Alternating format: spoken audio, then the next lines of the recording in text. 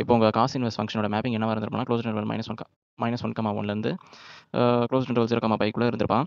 So இங்கே என்ன கேட்டிருக்காங்கன்னா பர்டிகுலராக உங்களோட எக்ஸோட வேல்யூ என்னன்னா -1/√2ஓட காஸ், அதாவது பர்டிகுலராக இப்போ என்ன கேட்டிருக்காங்கன்னா உங்களுக்கு -1/√2 எடுக்கச்சில உங்கள் காஸ் ஃபங்க்ஷன் தீட்டாவோட வேல்யூ என்னவா இருந்திருக்கும், அப்போ அதை தான் கேட்டிருக்கான். ஸோ அப்போ theta is equal to cos inverse of -1/√2. இப்போ உங்கள் காஸ் ஃபங்க்ஷன் வந்து நெகட்டிவ் வேல்யூவாக இருக்குது. நெகட்டிவ் வேல்யூ இருக்கிறனால நம்ம ஃபார்முலா யூஸ் பண்ண போகிறோம். என்னன்னா காஸ் இன்வெர்ஸ் ஆஃப் -xஐ வந்து pi minus cos inverse of எக்ஸ்ன்னு எழுதலாம். ஓகேவா? இப்போ இதுக்கு பதிலாக இதை சப்ஸ்டிட் பண்ணுவோம். Pi minus cos inverse of 1/√2. இப்போ theta is equal to pi minus cos inverse of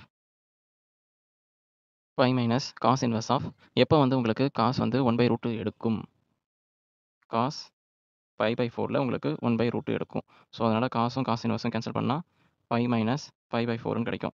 so தீட்டாவோட value போட்டு இங்கே கிராஸ் மல்டிப்ளை பண்ணால் முடிஞ்சு போச்சு. இப்போ 4 மைனஸ் 1ன்னு கேட்டோன்னா 3π/4 தீட்டாவோட value it's belongs to 0 to π நம்ம வர செக் பண்ணணும்.